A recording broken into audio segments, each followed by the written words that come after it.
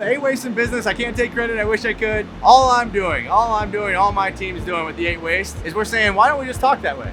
Versus it being a thing that you get trained on, why not just change it to the way we talk? And that element of making it the speech of our culture, the language of our culture, that's the thing that we're doing that's unique with it. And that's the thing that I really hope others choose to do too. Because A, it's simple, and B, it works. And if everyone's talking the same way on it, you can attack any of the waste you see through any tool you choose after the fact. But you gotta see them first. One of the best things about walking around identifying waste is the reaction you get from employees. As you're going up to them and saying, hey, I just got to come over and introduce myself. I'm John, they introduced themselves. I just was really excited to watch your process, and I couldn't help but notice there's some motion that I think I can probably help you out with. But that said, how does it feel when you do that thing? And they'll tell you about it. And if they love it and it's good, move on. My lens doesn't have to be right.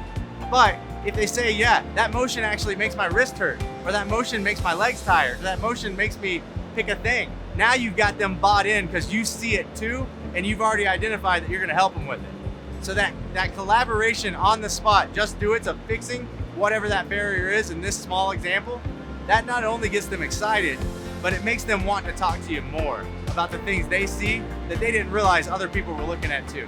The communication opens up and then it starts to flood.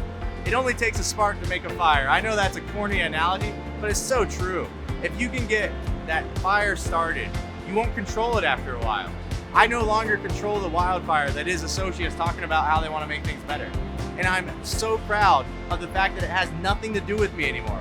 It has to do with them. The script had flipped, and it's gonna stay that way. And to me, that's really exciting. When I came to this site, one of the first things that I realized was an opportunity was the way people were writing action plans. Writing a good action plan is critical to delivering on all your metrics. So there are 3 words that I will not accept within an action plan.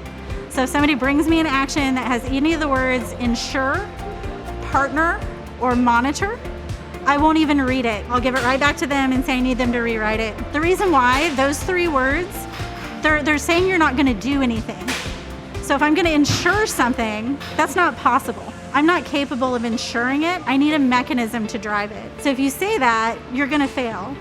Partner, that's what you should do before you ever write your action. So if you need to partner, you talk to someone, you figure out what the right action is, and then you write your action. Monitor means you're gonna stand there and you're gonna watch it crash and burn, and you're okay with that. So those are unacceptable to me, and that's part of that insist on the highest standards. I may over-index on that a little bit, but the leaders are certainly stronger leaders now that they understand what a good action looks like. My general advice is make a good balance between listening, taking action, and then communicating.